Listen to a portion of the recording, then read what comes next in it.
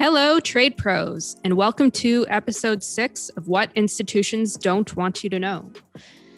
So today we're going to talk about how to find top option sweeps using Trade Alert, as well as how to view charts using Trade Alert. Now, I'm not talking about traditional stock charts or trading view charts. I'm talking about order flow analysis charts that are exclusive to this platform. But before we get started, let's quickly play that intro.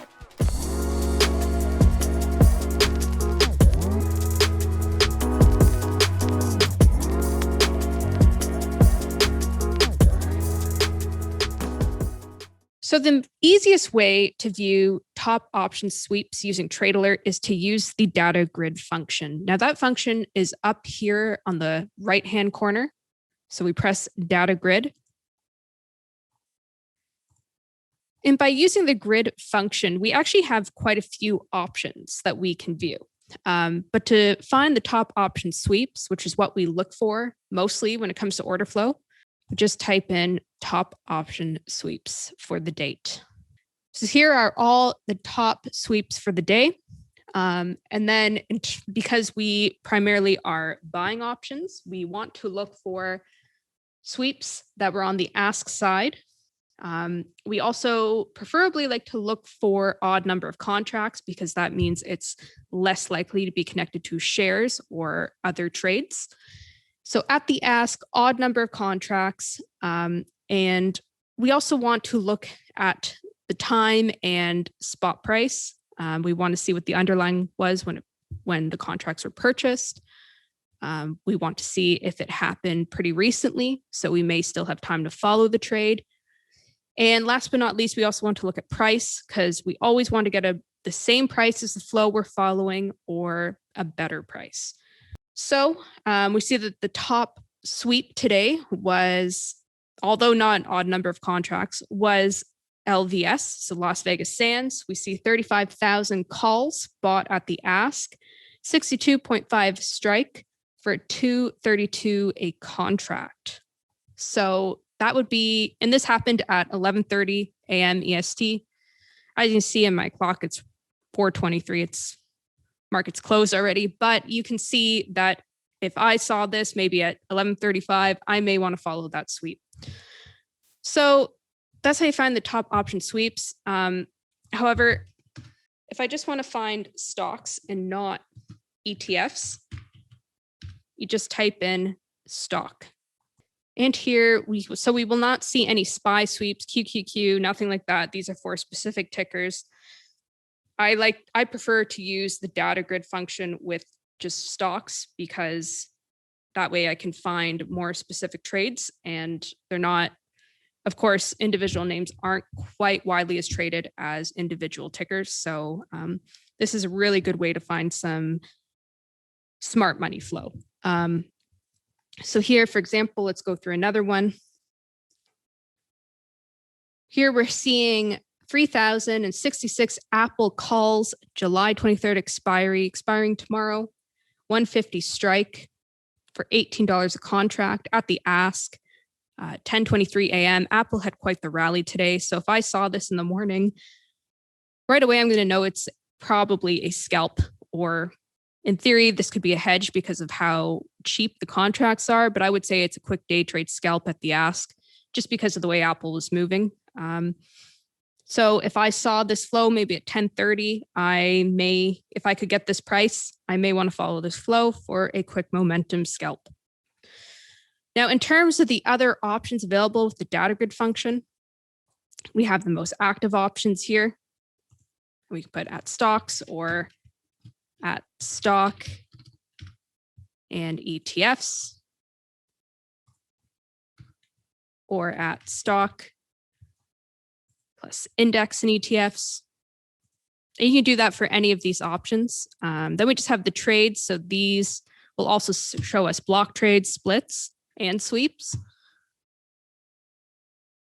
Then we have top open interest. So the top open interest for today. Top open interest changes.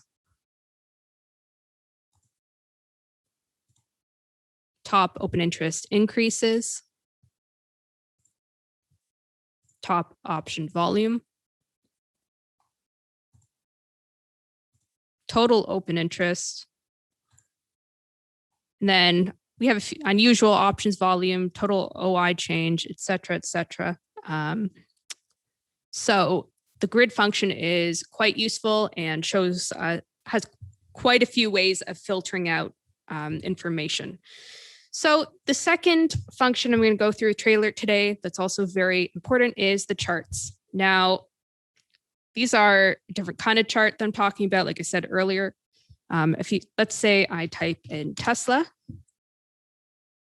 We have a function here to look at charts. Now, these are all order flow charts. So with that being said, let's take a look at intraday volume, for example. So this chart is showing us all the option volume on Tesla for the day. So we're seeing the call volume here, which is the green, put volume, seeing, which is the red, the price of the underlying,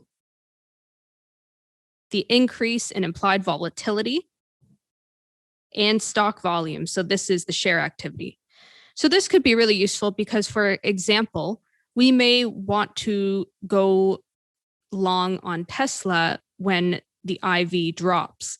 So ideally, when the IV is higher at the high of the day, we may not want to take a position here yet. We may want to wait till the volume drops and then look for flow and do our technical analysis to see if we are going to buy some contracts.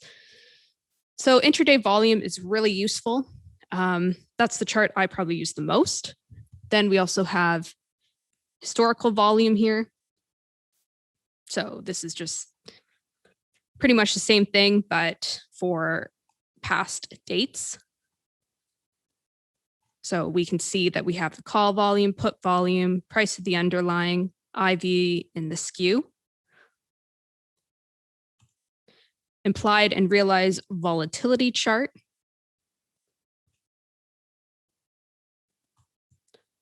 open interest by strike chart we have right here. So we're seeing the 650 has definitely the most. Then we also have the put call ratio chart here.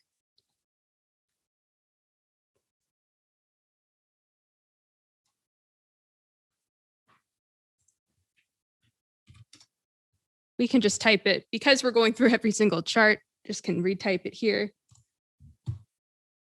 Exchange market share chart.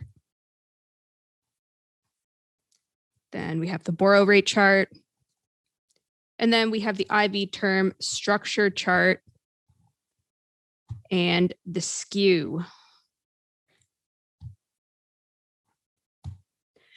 So these charts and the data grid function are both very useful. Like I said, I mainly will use the intraday volume chart for in terms of the charts available on Trade Alert, and I will use primarily the top option sweeps for the data grid function.